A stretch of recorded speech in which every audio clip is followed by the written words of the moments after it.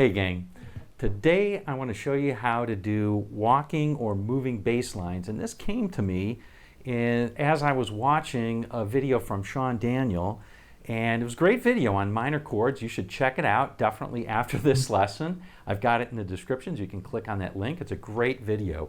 Anyway, one of the things he said in it was he wasn't too fond of the 1-4-5 progression. Yeah, well, I get it. You know, if you just play it sort of normally, you know, it's a little too hang-on sloopy-ish or whatever, or wild thing-ish, or stuck in the 60s. But, you know, what we can do is we can spice it up by putting in some chromatic. Actually, let's say dress it up. Spice it is a little too Paul Davids, I think. So we can dress it up by adding chromatics into the mix. And it's just dead easy. I want to show you how to do it. And after you start doing this, people might even think you know jazz a little bit, okay? So first things first, you don't need a 335 to play this, so all right. Well, you don't need a Les Paul either, but the point is that you can do it on a rock guitar. You don't need a jazz guitar to do this.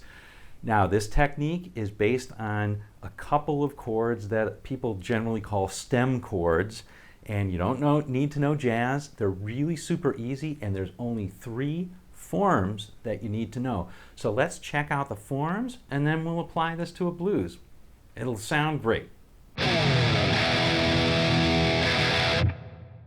Now, the beauty of these 3 chords is that they are really easy to finger, and they only involve 3 strings. All of them the same strings, too. The E string, the D string, and the G string. The A string is going to be deadened out. All right, so here we go. Here's the first form. It's the 7th form.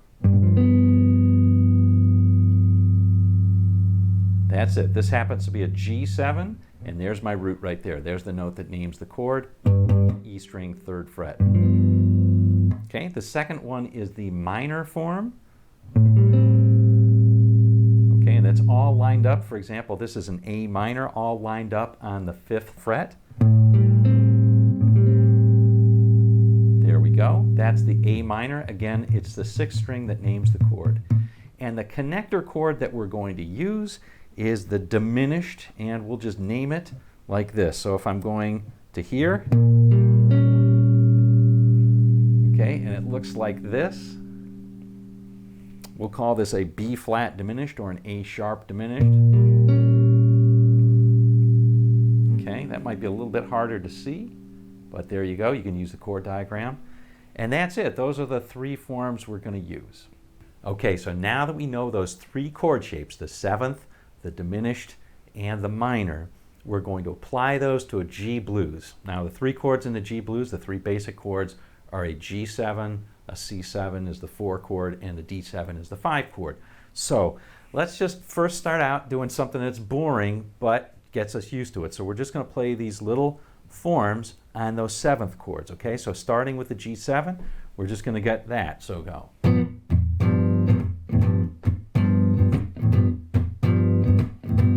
Now C7. Back to G7. D7, C7, G7. All right, so yeah, it's boring, but that's the basics, okay? So now what we're going to do is we're going to add those minors and the diminished to dress up this progression, okay? We're going to start with a little vamp from G to A minor. So check this out. All right, so when we're sitting on that G chord, we're not just going to play the G, we're going to move to A minor like so.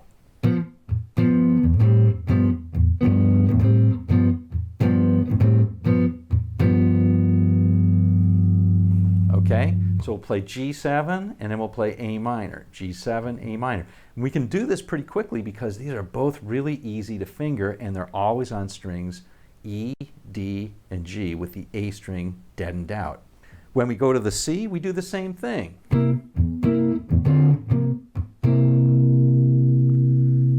And then we're back to the G. All right, so now we have a lot of the blues covered. We can play this.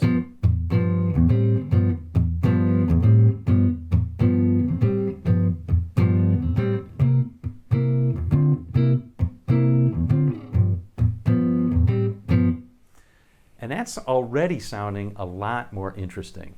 But now we can make this even more interesting by doing what we call the walk up. So what we're going to do is we're going to walk up from A minor to B minor, okay, using the diminished in the middle. Now for those of you who know a little bit of theory, you can substitute that 3 chord, that B minor, for the 1 chord, in this case the G, okay? So check it out. This is what we're going to do. We're going to go G to our little vamp there, G to A minor. Now check this out.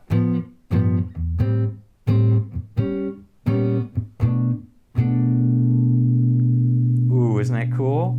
Yeah, check that out. So it's a G, 7, to an A minor, A sharp diminished, and B minor. Oh, so cool. And check this out too. Look how close we are to that C7. It's right here. Awesome. Okay, so that's going to take us a long way because we can do the same thing now on the C.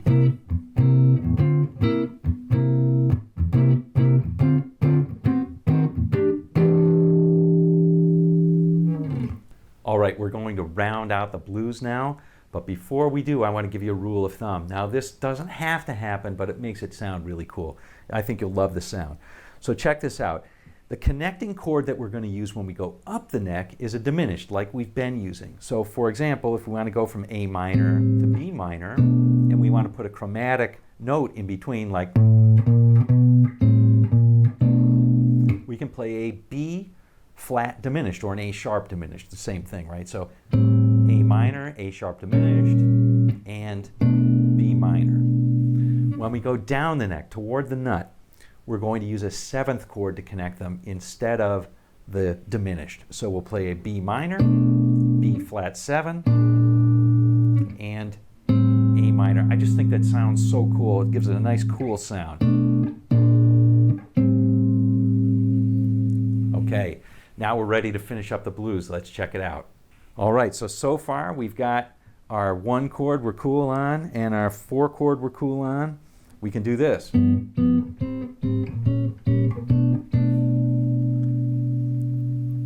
Okay, now when we go to the 5 chord, we're going to just hit the 7th up here, right? So here's our D7. Okay, D flat 7, C7. And now check this out. Here's our turnaround. B minor, B flat 7, A minor, A flat 7, G7. Sounds so cool, doesn't it? We're literally doing this.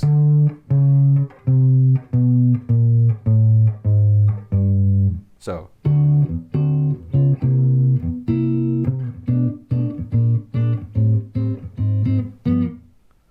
Oh, so cool.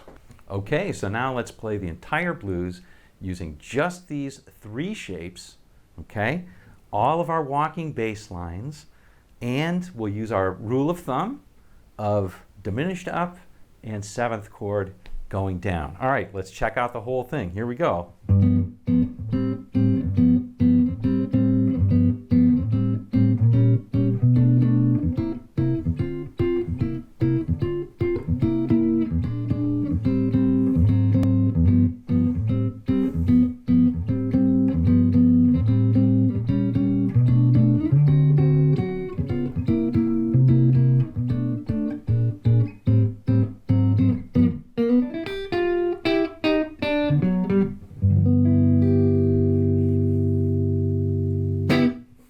All right, so now that you know the basics, there's lots of other places that you could go.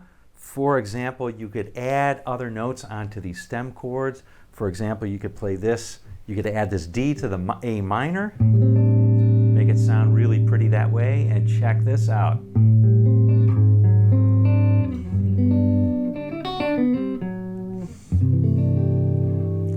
Really pretty chords, right? So you can make it even more dressed up if you want. And if you've ever wondered how some of these jazz players can play the moving bass while they're also playing lead, check this out. A lot of it has to do with understanding these stem chords. Now, I'm a dilettante on this. I'm just a beginner, but I can already sort of do it.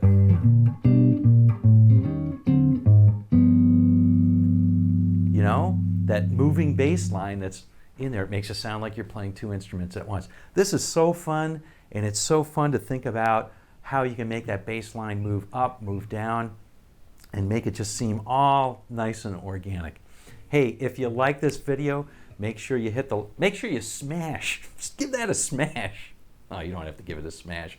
Hit the like button and subscribe if you haven't, and share it too. That helps a lot. All right, until next time, we'll see you on down the road.